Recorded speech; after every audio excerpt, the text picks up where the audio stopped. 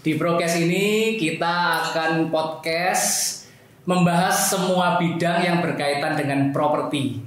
Ya, mungkin dari edisi yang sebelumnya kalian juga sudah melihat video podcast kami. Ya, untuk hari ini kita ada tamu khusus ya, Konio ya. Kita kedatangan Pak Dedi. Pak Dedi. Ya, mungkin Konio. Ya, mungkin kita mau perkenalkan dulu Pak Dedi. Pak Dedi ini seorang praktisi ya. Praktisi, betul sekali. Ya, Pak Dedi ini terjun langsung di transaksi-transaksi lelang ya. Lelang. Ya, ini belakangan ini lagi hype ya, transaksi lelang dengan kontroversinya. Oleh sebab itu kita kepingin tahu ya, teman-teman juga pasti mungkin penasaran, juga mau ingin punya dapat rumah yang mungkin tanda kutip kalau lelang itu konotasinya murah. Ya. Nah sekarang saat ini kita punya kesempatan nih mau bisa berhasil mendatangkan Pak Dedi. Thank you Pak Dedi atas waktunya. Terima kasih di podcast ini. Ya semoga sharing-sharing kita bisa bermanfaat. Iya siap. Ya teman-teman di luar sana dan juga bermanfaat untuk kita. Iya.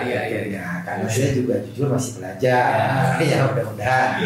Ya. Insya Allah. Iya baik, kita semua memang lagi masih belajar ya.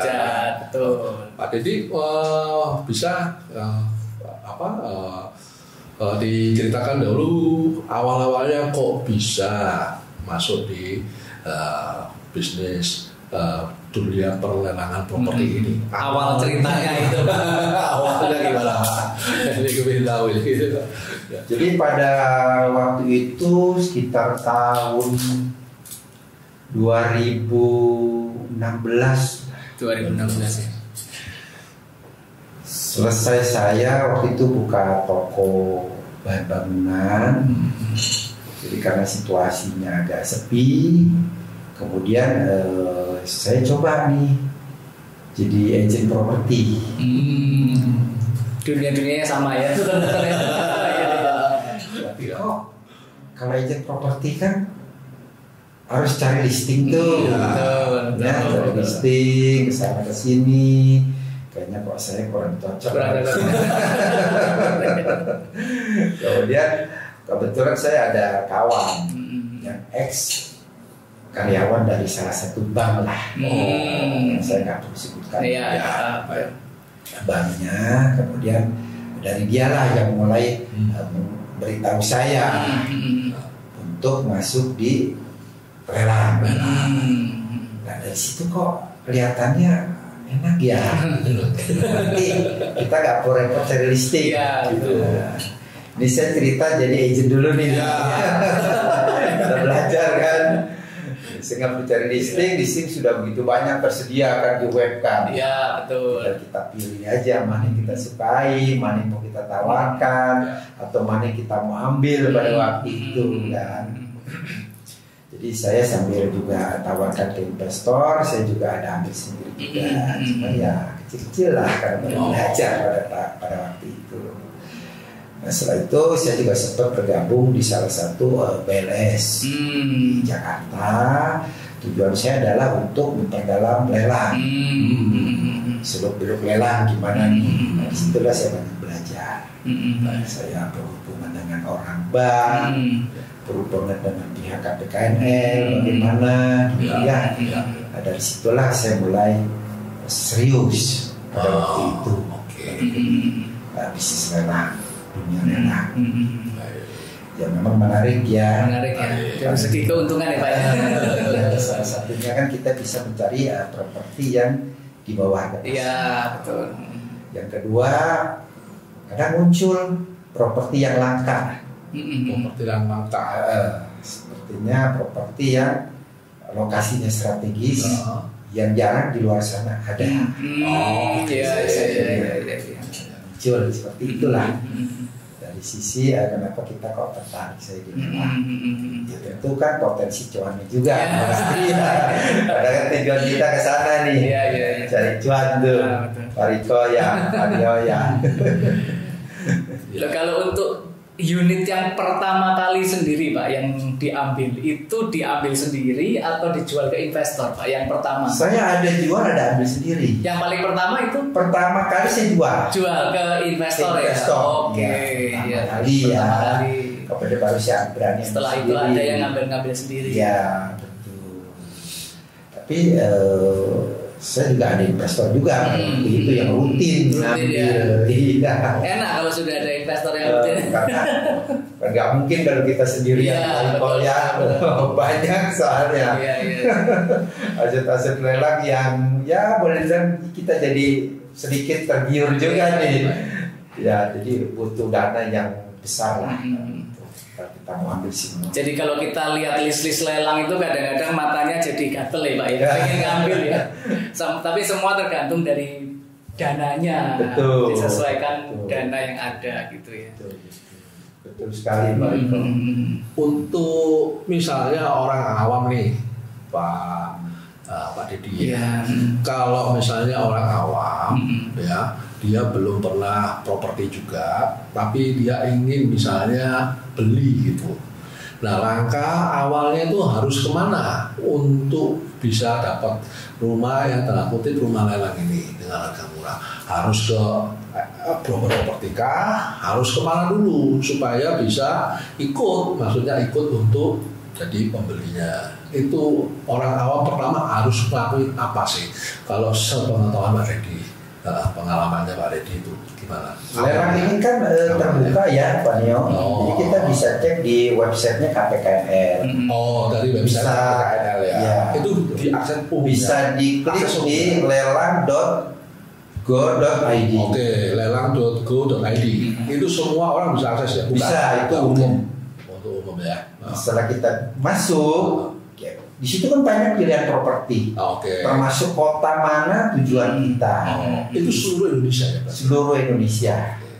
Mulai dari harga yang 50 juta bisa sampai harga miliaran tersedia di sana. Tinggal disesuaikan dengan budget kita dan pilihan kita. Nah, dari sana kita pilih, kemudian kita harus lokasi tentu propertinya dan lokasi. Oke, ya. Ya pasti itu. Betul. Ya. Nomor satu lokasi. Kita cek properti dan lokasi sekitarnya. Oke. Jadi kalau bagi yang belum punya akun kan mendaftar. Oh, buka akun dulu. Ya, mendaftar di sana sudah ada petunjuk Pemuda. Udah. Tinggal Itu free aja. ya? Free ya? Gratis. Gratis. Buka Tinggal akun ikuti ya. aja. Oke.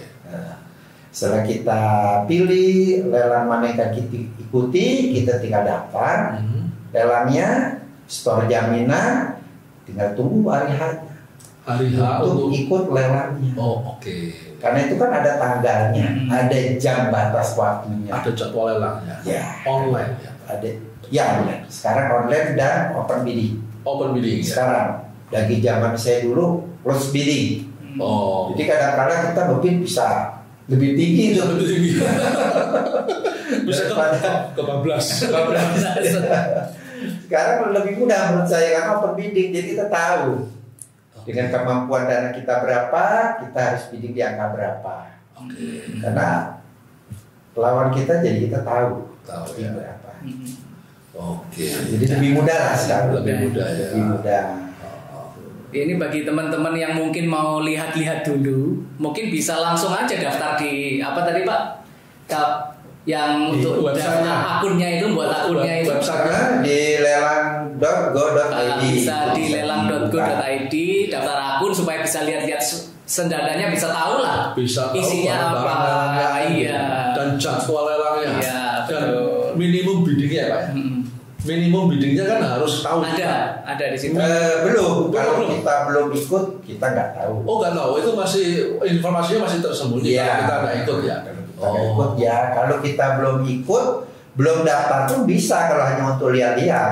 Oke. Untuk limit kan ada Pak, limit lelang. Oh iya, limit kan ada. Tadi Iya, limit batas kan bawahnya ada. itu. Iya, batas bawah. Soalnya tadi Pak Nio bilang untuk bidding. Oh iya, beda. Kalau limit bidding lelang. penawaran. Ya, limit lelang. Betul. Istilahnya itu ada. Beda. Ada. Limit terendah. teman-teman. limit Maksudnya, terendah itu iya. ada. Jadi bidnya itu tidak boleh lebih rendah dari itu. Iya, Jadi betul. nilai propertinya lelang itu minimumnya sudah ditetapkan sama KPKNL itu ya. Iya, betul. Bukan KPKN Oh, yang bukan ya? menetapkan. Oh, Itu berdasarkan appraisal. appraisal. Maaf. KPKN ini hanya penyelenggara. Penyelenggara. Ya. Ya. Penyelenggara Iya, iya. yang mengadakan untuk lelangnya. Tapi kalau di itu biasanya ditentukan oleh appraisal. Appraisal ya. Ya, independen. KJPP gitu ya. Ya. Itu nunggunya misalnya anggaplah ikut gitu ya, sudah masuk store untuk biddingnya, sudah store, sudah transfer, terus kita kan nunggu jadwalnya pada saat lelangan itu. Nah, untuk menunggu itu hasilnya pada saat itu juga setelah selesai itu langsung itu berapa, mungkin hitungan jam atau nunggunya Menit mungkin. menit. Iya. Oh gitu ya, cepat ya. Pada saat penutupan ya Langsung close bidding terakhir itu close bidding kan sudah langsung sudah kelihatan ya, tahu berapa gitu ya. Artinya kita sudah beritahu bahwa kita kalah atau menang gitu. Tapi kita tidak tahu pemenangnya siapa, itu aja. Jadi mungkin sedikit saya cerita kemarin saya sama Pak Dedi kan sama teman-teman juga ada. Kita ngebid. Pada saat habis selesai ngebid, waktunya habis, langsung muncul notif, oh Anda menang dengan penawaran sekian. Sangat cepat banget ya. Cepat karena online itu. Dan pasti fair karena online ya. Kan online. Tidak ada direkayasa. Tidak ada direkayasa ya. Tidak. Oke. Cuma sedikit masukan ya mungkin ya. Kuota atau internet kita harus kuat. Oh, supaya jangan putus. Iya, kadang-kadang di tengah jalan. Jadi udah naik angka, kita masih di angka itu aja. Padahal signal kita yang kurang bagus. Ya itu jangan sampai terjadi tuh. Loh, pada saat kita masukkan bidding, Ya, nilai angka, itu kan berarti kan masih open kan berarti? betul. Masih open. Nah, di jam yang sudah ditentukan close, berarti kan kita kan sudah nggak bisa masukkan lagi kan? Karena kan kita sudah masukkan Ya, tapi nilai. saya pernah ngalamin tuh Pak. Jadi masih open, ya. Saya masuk penawaran, nggak bisa masuk. Oh, karena jaringannya. Nah itu harus dipastikan jaringannya kuat, sinyalnya oke. Terus ini untuk Konio itu kita bisa bidding berkali-kali. Oh iya. Bukan cuma sekali, Oh, nanti ya. bisa sekali, nanti ada kita bidding lagi gitu bisa. Oh bisa. Memang begitu. Oh gitu. Jadi kita bisa tahu biddingnya musuh kita. Bisa. Bidding terbesar tahu. Kompetisi. Oh gitu. Jadi kita Bisa. naik lagi, dia naik lagi gitu sampai waktunya habis baru sudah nggak bisa bidding lagi. Oh. Bukan cuma sekali terus kita nunggu gitu bukan. Oh, bukan. Jadi naik. Oh, saya kira sudah dimasukkan dulu. Oh. Tinggal waktu tutup close langsung. Oh, Terus enggak. jadi kita nggak tahu mereka bidding berapa juga. Enggak. Sama-sama buta semua. Enggak, Kelihatan ya. Oh. Tadi pengalaman saya pernah saya alami. Karena signal error, kita mau masukin angka untuk bidding nggak bisa masuk. Itu. Bidding terbaru ini kan naik terus Terbaru. gitu. Ini kita bicara masih dalam prosesnya ya. Prosesnya aja. Ini seru ini dari awal sudah seru ya. Jadi apalagi 10 detik terakhir itu yang paling seru ya. Terakhir seru. Jadi kayak tahun baruan itu 10 9. Nah nextnya Pak jadi setelah kita dapat pengumuman hasil pemenang, terus langkah selanjutnya apa? Langkah selanjutnya itu apa yang harus dipenuhi oleh kalau pembeli pemenang Ya. supaya bisa Itu kita akan dapat email ya dari KPKNL untuk melakukan pelunasan. lunasan Biasanya dikasih waktu itu 5 hari. 5 hari kerja, oke. Ya, 5 hari kerja kita diminta untuk melakukan Lunasan. Setelah dilakukan pelunasan, kita akan mendapatkan kwitansi Kwitansi yang mengeluarkan KPKNL. KPKNL. Dari situlah kita mulai proses untuk mengurus dokumen yang lain seperti BPHTB, pembayaran BPHTB, pelunasan untuk PBB, atau tunggal, tersebut ya, untuk mendapatkan risalah lelang. Ini masih untuk ngurus risalah lelangnya. Setelah risalah kita dapat, kita ambil jaminannya ke bank yang melelang sebagai pengelolanya. Penjualnya. Penjualnya. Oh, Jadi istilahnya kita sebagai pemenang lelang harus mempunyai risalah lelang itu Pasti. dengan syarat harus bayar semua pajak-pajak dan tunggakan-tunggakan yang ada. Betul. Nah, oke.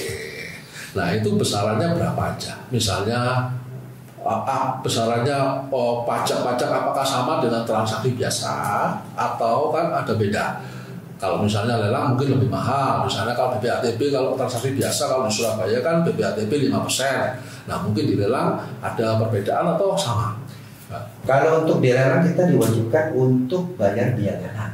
biaya lelang 2%. 2%. 2%. Oh. Kalau BPHTB sama. Sama. 5%. Tergantung nilai yang tinggi. Ya. Itu yang diambil. Oke ya. Kalau untuk PBB sama. Ya BBB Tergantung tunggakannya. Ya, Itu. BBB sudah tertera. Cuma bedanya ada biaya lelang itu. Biaya lelang. Sama PPN ya Pak ya? PPN pada saat kita mengambil jaminan, Iya. Pak Riko, di bank sekarang itu dikenakan. Dikenakan. Dulu saya nggak ada. Oh dulu udah ada. Oh sekarang ada PPN ya. Oh, PPN itu 1%. biaya lelang 2% dari nilai apa, Pak? Dari nilai limit yang terbentuk, dari nilai yang terbentuk, Penawaran itu. Dari nilai yang menang biddingnya itu. pemenang lelangnya. Pemenang lelangnya Nah, itu. pada saat kita menang lelang berapa angkanya? Berapa itu? Jadi nilai yang terbentuk namanya. Oh, saya nilai bisa yang bilang ya, nilai yang terbentuk dari pemenang lelangnya Betul. itu yang dikenakan 2%. 2%. Oh, berarti tapi kalau BPATB sama ya, malah yang lebih Sama. Nilai yang terbentuk di lelangnya itu sama yang di NJOP itu lebih besar mana gitu ya? Iya, sama. Kalau misalnya nilai yang terbentuk lelangnya itu yang lebih besar, berarti Lebih BPATB-nya besar, ya. ya. Jadi mengacu pada yang lebih besar. BPATB. Baik. Itu Pak Nio. Jadi biaya lelang 2%, semua normal sama Sama. transaksi BPATB. Nah di BPN itu gimana? Ada BPN? Oh iya ada plus biaya PPN pada saat Ya, kita pada ngambil saat kita- sertifikatnya itu. Betul. Sekarang ini ya. Ya. Oh, BPN udah dihitung dari berapa? BPN? Dari Nilai yang terbentuk juga. BPN terbentuk juga. Oh, BPN berapa? 10%? 1%. Oh, 1%. Oh 11 Pak ya? 1,1. 1,1 ya. 11%. 1,1. Iya. 11%. 11% dari nilai terbentuk juga. Nah setelah nanti itu pembayaran sudah dipenuhi, kita sudah dapat katakanlah risalah lelang, terus kita selanjutnya ke pihak bank Ya. Betul, untuk ngambil jaminan. untuk mengambil jaminan. Jaminan, seperti sertifikat, IMB, Ya. yang berhubungan dengan properti lah. Properti ya, yang dibeli itu kan. Betul. Nah itu setelah ambil itu untuk proses selanjutnya seperti biasa ke notaris. Ya kita ke BPN nggak perlu ke notaris. Oh nggak perlu. Karena risalah lelang itu udah sebagai pengganti dari AJB, setara dia. Oh, jadi risalah Jadi nggak lelang perlu itu notaris. hampir sama statusnya kayak dokumen AJB. akta jual beli. Betul. Betul. Kita langsung ke BPN untuk membalik nama. BPN ya. Atau kalau kita repot kan kita bisa menggunakan notaris. Oh ya, Tapi jangan tentu lupa. ada biaya Iya, tambahan. Gitu. Nah setelah balik nama, ya sertifikat sudah dibalik nama ke atas nama pemenang lelang. Ya. Terus baru itu ya langsung Kita ke aset. ya. Ya. Nah ke aset ini kan kita awalnya kan kita survei itu kan. Masih dihuni apa enggak. Nah di sini kita harus tahu tuh kekuatan dan kemampuan kita harus ukur kalau memang ada penghuni. Oh, Karena itu kan ada biaya tambahan pastinya. betul. Ya seperti uang kerohiman tadi. Oh. Dengar-dengar ya ini yang jadi tanda kutip krusial Pak. Karena apa? Banyak itu orang bilang justru pokok permasalahan itu keluar dari ini penguasaan asetnya ini. Jadi walaupun pemenang lelang itu kalau dia maksudnya tidak melakukan prosedur apa yang benar untuk mengambil alih aset lelang itu, maka dia bisa ada potensi untuk diperkarakan dengan oleh yang punya rumah. Apa memang begitu trikinya Pak itu untuk menguasai apa, barang lelang, rumah lelang yang sudah dimenangkan itu. apakah memang harus ada prosedurnya walaupun sudah dibalik nama apapun itu, terus walaupun misalnya rumahnya sudah tidak dihuni, tinggal tidak bisa serta-merta langsung diambil begitu aja. Betul seperti itu atau memang harus ada cara-caranya gitu ya? Hal itu bisa terjadi, Pak Nio. Nggak menutup kemungkinan ya bisa terjadi, tapi nggak usah khawatir. Lelang ini kan dilindungi oleh hukum. Oke. Ada pasal 200 di situ untuk melindungi pemenang lelang. Kemudian bisa kita mengajukan gugatan. Eksekusi. Gugatan eksekusi ke pengadilan. Untuk dilakukan oleh pengadilan. Eksekusi itu bisa kita lakukan ya dengan terakhir ya. Tapi sebaiknya sih sebelum kita ikut lelang, kalau memang ada penghuni, sebaiknya kita lakukan pendekatan secara persuasi. Dengan pemilik atau debitur sebelumnya yang menghuni rumah itu. Supaya pada saat pengosongan kita lebih mudah. Baik. Jadi itu langkah preventif awal ya Pak. Jadi kalau misalnya properti itu masih dihuni, ada baiknya juga kita mungkin istilahnya silaturahmi gitu ya Pak. Permisi gitu ya kalau ini. Tapi kalau mau kita sedikit agak barbar ya monggo aja. Tergantung gitu. Tapi untuk orang-orang awam mungkin lebih suka dengan cara yang pertama ya, jangan yang barbar gitu maksudnya. Dengan pendekatan persuasif tadi ya Pak ya, lebih ya mungkin yang barbar itu butuh waktu kan. Sebetulnya kalau seperti urutan-urutan yang seperti diceritakan Pak Dedi ya sebenarnya simple ya Pak ya, sangat gampang banget simple mudah sekali, simple dan dilindungi hukum kan sebenarnya pemenang lelang itu. Karena pemenang lelang itu dilindungi karena pembeli dari niatan baik pembeli ya untuk membeli properti itu kan sampai itu yang dilindungi negara kan ya Pak. Tapi di pasaran ini kan berkembang sekali bahwa kalau beli rumah lelang itu pasti ujung-ujungnya bermasalah. Mungkin karena yang diceritakan itu yang jelek-jeleknya aja, yang baik-baiknya mungkin nggak ada yang sharing gitu kan. Iya kan, kebanyakan kan gitu. Biasanya kalau itu jadi masalahnya itu yang kalau pengalamannya Pak Dedi apa ya paling sering ya? Paling sering ya. Kalau saya jujur ya Pak, saya belum pernah sampai ke pengadilan. Jadi kita selesai sampai dengan uang kerohiman. Belum sampai lah. Uang kerohiman itu apa Pak? Bisa coba diterangkan. Uang kerohiman itu untuk apa biasanya? Ya, kita biasanya kasih uang kerohiman itu sebagai katakan untuk bantu dia pindah rumah, untuk bisa sewa rumah lagi, untuk mengganti biaya-biaya yang mungkin dia pindahan. Jadi dari itikat baik. Iya. Pembelinya. Ya terus untuk ini Pak Dedi mungkin dari teman-teman yang sedang nonton ini kalau misalnya pengen lebih dalam lagi gimana mau lelang apa itu bisa nanti tanya-tanya di ini ya Pak ya di kolom-kolom komentar ya. Mungkin ada yang tertarik. Nanti untuk tema selanjutnya mungkin ya teman-teman ada pertanyaan mengenai pokoknya ada sangkut pautnya sama lelang. Silakan teman-teman tulis aja di kolom komentar. Ada permasalahan pun boleh lah.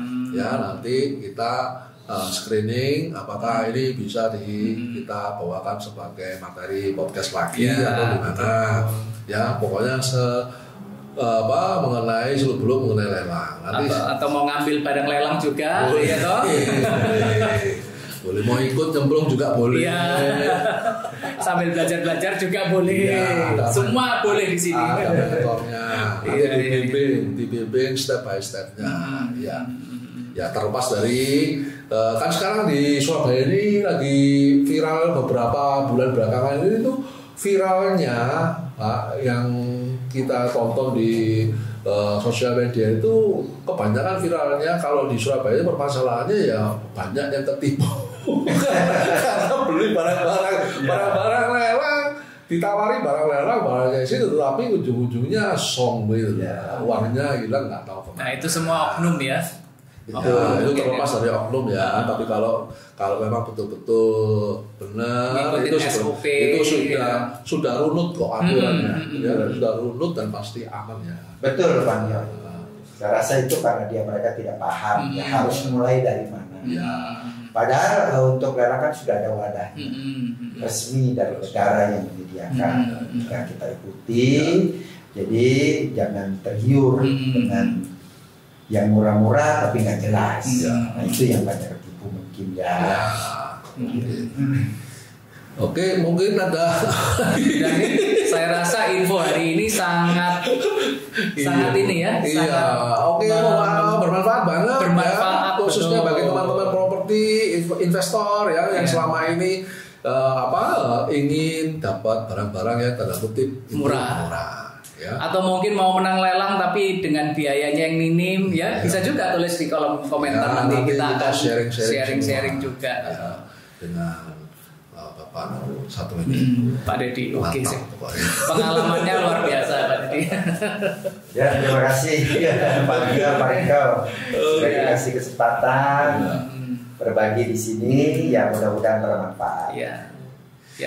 Sekali lagi terima kasih waktunya Pak Dedi ya. Jadi nanti lain kali kita lebih dalam lagi ya. Mungkin materi apa yang lain ya. Mungkin kita masuk di case ya.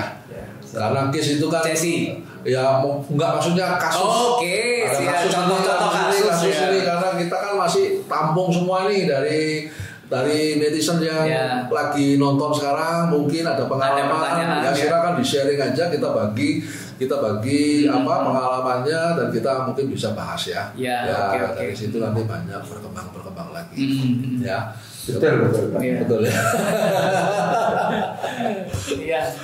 Oke, thank you teman-teman. Ya, terima kasih sudah kita menyempatkan waktu untuk menonton podcast kita ya. Kita pamit dulu. Salam podcast. Salam prokes. Podcast ya. Oke, kita ketemu di konten selanjutnya. Bye bye.